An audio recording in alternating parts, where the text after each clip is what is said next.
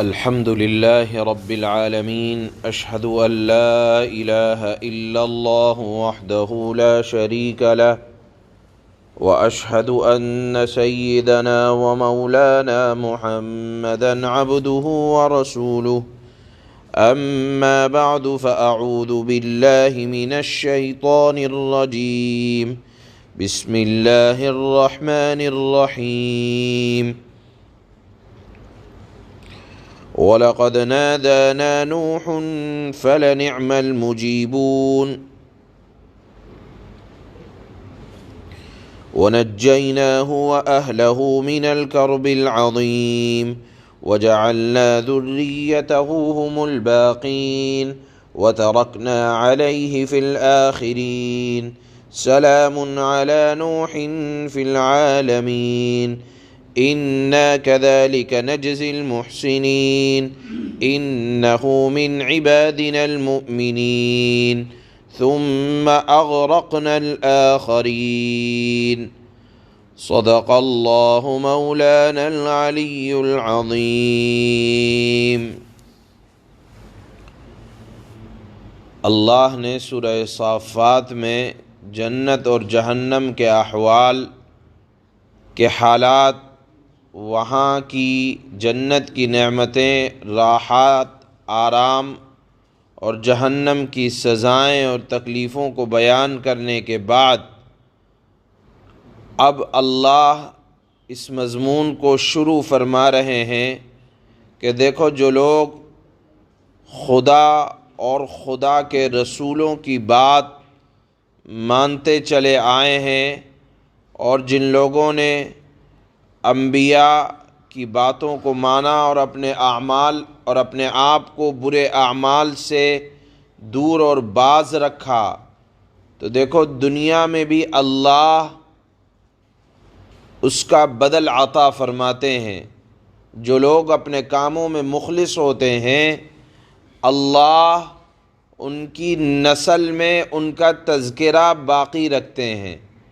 اور جو لوگ برے ہوتے ہیں اور اللہ اور اس کے رسول کی باتوں کو نہیں مانتے، تو اللہ دنیا سے ان کا ذکر بھی مٹا دیتے ہیں۔ اس بات کی تائید میں کہ جو اللہ اور اس کے رسول پر ایمان لاتے ہیں، اعمال صالحہ کرتے ہیں، تو اللہ دنیا میں بھی انہیں تباہی سے بچا لیتے ہیں اور عزت عطا کرتے ہیں۔ اسی بات کی تائید میں اللہ اب چند واقعات اور قصوں کو بیان فرماتے ہیں تاکہ معلوم ہو جائے کہ آخرت، جنت اور جہنم کا معاملہ تو بعد کا ہے، وہاں تو حساب و کتاب کے بعد حالات پیش آئیں گے، لیکن جان لینا چاہیے جو انبیاء کی اطاعت میں لگے رہتے ہیں تو اللہ ان کو کس طرح کی عزتیں عطا فرماتے ہیں، اور جو نافرمانی میں لگے رہتے ہیں وہ کس طرح ذلیل و خوار ہوتے ہیں۔ آپ اندازہ لگائیں، حضرت نوح علیہ السلام کی زندگی کا اللہ نے فرمایا کہ 950 برس تک انہوں نے اپنی قوم کو سمجھایا اور رات اور دن ان تک اللہ کا پیغام پہنچایا، سوائے چند پاک باز لوگوں کے کوئی ایمان نہ لایا۔ تو سارے متبعین نے حضرت نوح علیہ السلام کی دعوت کی مخالفت کی۔ آخر اللہ سے حضرت نوح نے دعا فرمائی اور کہا کہ اے اللہ، میں عاجز آ چکا ہوں، میں نے ہدایت اور سمجھانے کے اعتبار سے کوئی کسر نہیں چھوڑی، اے اللہ اب آپ اپنے دین اور پیغمبر کا بدلہ لے لیجئے اور زمین پر کسی نافرمان کو باقی نہ رکھیے۔ اللہ فرماتے ہیں دیکھو فَلَنِعْمَ الْمُجِيبُونَ،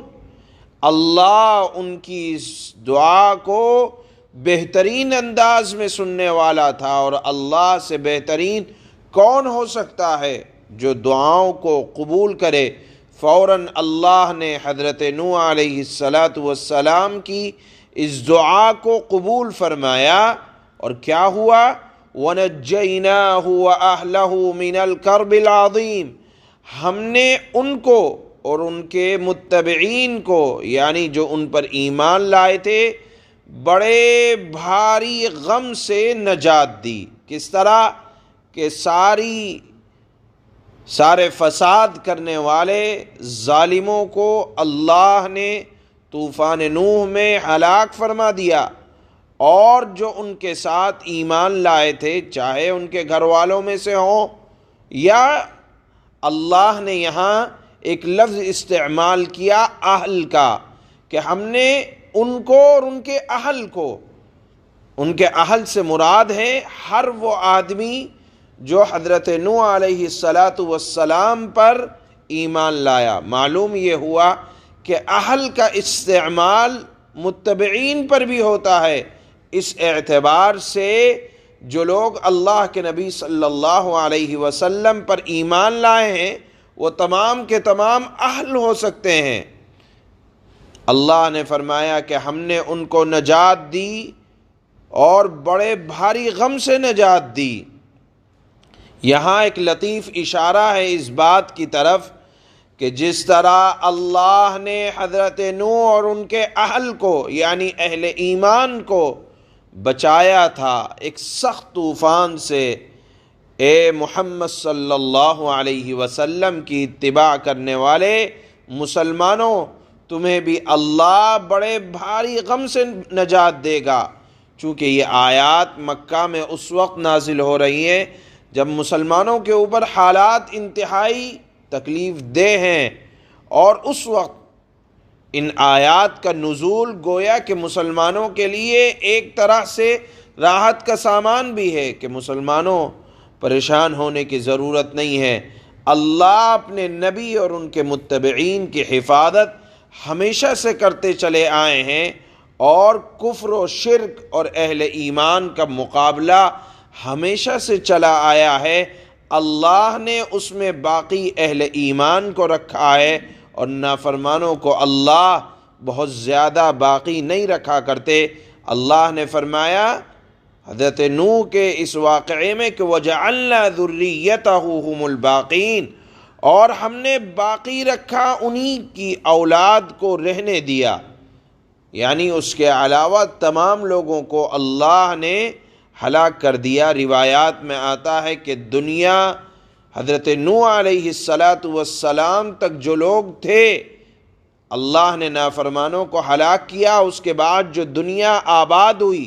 وہ حضرت نوح علیہ السلام کی 3 اولاد سام، حام اور یافس، یہ پوری دنیا میں پھیلے، ان کی اولاد پھیلی۔ سام، حام اور یافس یہ حضرت نوح علیہ السلام کی اولاد ہیں۔ لکھا ہے کتابوں کے اندر کہ سام کی اولاد یہ اہل فارس اور اہل عرب ان کی اولاد ہیں، اسی طرح حام ان کی اولاد افریقہ کے ممالک کے لوگ ہیں، اور یافس ان کی اولاد اہل ترک ہیں۔ تو اللہ فرماتے ہیں کہ ہم نے ان کی اولاد سے، ان کی نسل سے دنیا کو باقی رکھا ہے، اور ان کے علاوہ جتنے لوگ تھے ہم نے کافروں میں سے سب کو ہلاک کر دیا، اور ان کا ذکر خیر یعنی حضرت نوح علیہ السلام کا نیک نیتی کے ساتھ نام یہود بھی لیتے ہیں، نصارہ بھی لیتے ہیں، اور اہل اسلام تو کہتے ہی ہیں حضرت نوح علیہ السلام۔ معلوم یہ ہوا کہ جو اللہ کے فرما بردار ہوتے ہیں اللہ قیامت تک کسی بھی اعتبار سے ان کا نام باقی رکھتا ہے، جس طرح حضرت نوح علیہ السلام کے 3 اولاد کے ذریعے سے اللہ نے دنیا میں نسل کو پھیلایا کہ حام سے اہل عرب اور اہل فارس کو پھیلایا، اور اسی طرح ان کے ایک بیٹے حام سے افریقہ کے ممالک کو اللہ نے آباد کیا، اور تیسرے بیٹے یافس سے ترک اور منگولوں کو اللہ نے دنیا میں پھیلایا۔ یہ آیات اشارہ کرتی ہیں کہ جو لوگ فرما بردار ہوتے ہیں اللہ ان کا نام نسلوں کے اندر باقی رکھتے ہیں، اور جو نافرمان ہوتے ہیں، دیکھیے حضرت نوح علیہ السلام کے مقابلے میں بڑے بڑے سرمایہ دار بھی تھے، مالدار بھی تھے، نسلدار بھی تھے، اور غرور و متکبرین بھی تھے، لیکن کون جانتا ہے حضرت نوح علیہ السلام کے مقابلہ کرنے والے لوگوں کو کوئی نہیں جانتا۔ ان آیات میں لطیف اشارہ تھا رسول اللہ صلی اللہ علیہ وسلم کے صحابہ اور مخلص لوگوں کی طرف کہ دیکھو جو لوگ اپنے دین میں ایمان میں مخلص ہوتے ہیں، نیک ہوتے ہیں، اللہ دشمنوں میں بھی ان کا نام لمبے زمانے تک باقی رکھتے ہیں۔ یہ آیات اللہ نے اس موقع پر اس لیے ذکر کی کہ جنت اور جہنم کا ذکر تو مرنے کے بعد آئے گا۔ دیکھو جو لوگ فرما بردار ہوتے ہیں ان کو جلد فائدہ اس دنیا میں بھی ملا کرتا ہے کہ اللہ فرما برداروں کی نسلوں کو قیامت تک کے لیے باقی رکھتے ہیں، اور نافرمان چاہے جتنے بڑے ہوں، طاقت کے اعتبار سے، غرور کے اعتبار سے اللہ دنیا سے مٹا دیا کرتے ہیں، جس طرح حضرت نوح علیہ السلام کے مقابلے میں ان کی قوم کو اللہ نے دنیا سے مٹا دیا۔ اسی بات کو اللہ نے ان آیات میں اور چند اور واقعات اللہ انبیاء کے ذکر کریں گے، اسی بات کو ثابت کیا کہ فرما برداروں کو گھبرانے کی ضرورت نہیں، اور نافرمانوں کی نافرمانی بہت زیادہ نہیں چلا کرتی، دنیا سے نافرمانوں کا نام بھی مٹ جاتا ہے، فرما برداروں کے لیے اللہ ذکر خیر قیامت تک باقی رکھتے ہیں۔ اس مضمون کو اللہ نے ان آیات میں بیان فرمایا۔ اللہ فرماتے ہیں